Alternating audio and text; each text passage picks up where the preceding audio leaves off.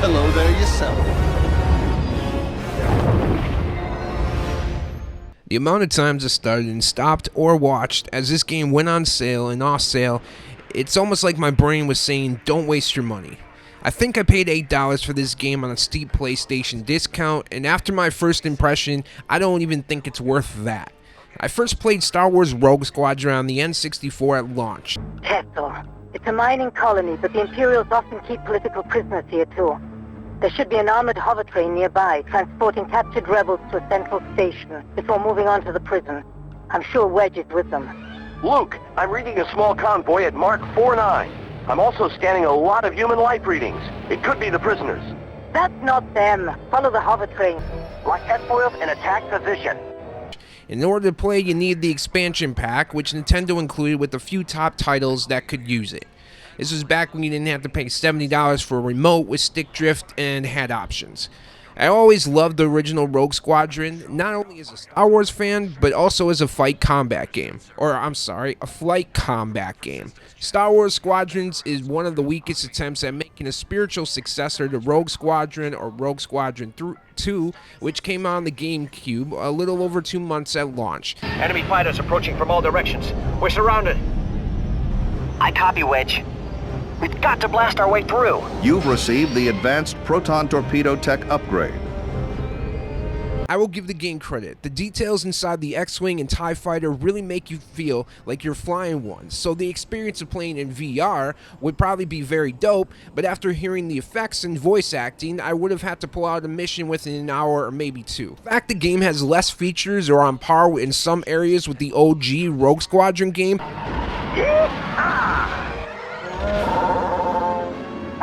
Chewie, what are you doing here?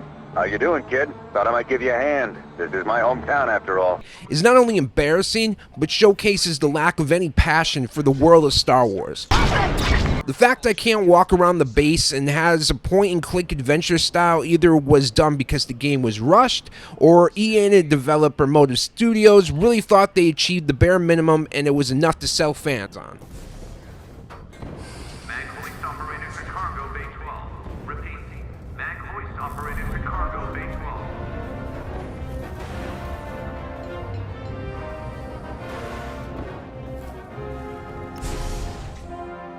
Motive Studios has a small team and recently developed a Dead Space remake. Maybe the studio was focused heavily on that project and got bored of Star Wars Squadrons, but I definitely have a lot of questions, and it all revolves around how did this get released?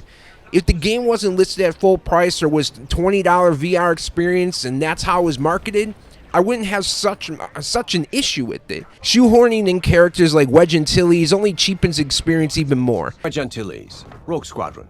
I hear you're the reason I was able to finally get a comm through. I have a Star Destroyer problem that Vanguard might be able to help me solve.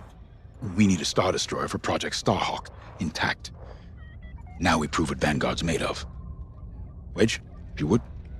If I never played Rogue Squadron 1 or 2, maybe I have a different take. I just don't see how this is any improvement on the N64 title outside of visually. I'm giving Star Wars Squadrons a hard pass on continuing the game and a first impression score of 2 out of 5. If you have played Star Wars Squadrons or Rogue Squadron, we definitely want to hear about how you felt at playing the game. If you haven't played Rogue Squadron or Squadrons, if you were to make your own dream Star Wars game, what would it be about? Let us know in the comments down below.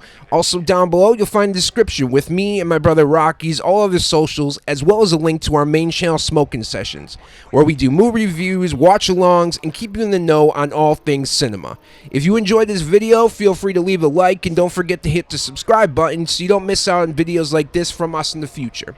Thank you for watching and or listening, as well as the continued love and support. We greatly appreciate it, and we will see you all in the next gaming session. Look, I'll pay anything. Just don't impound my ship.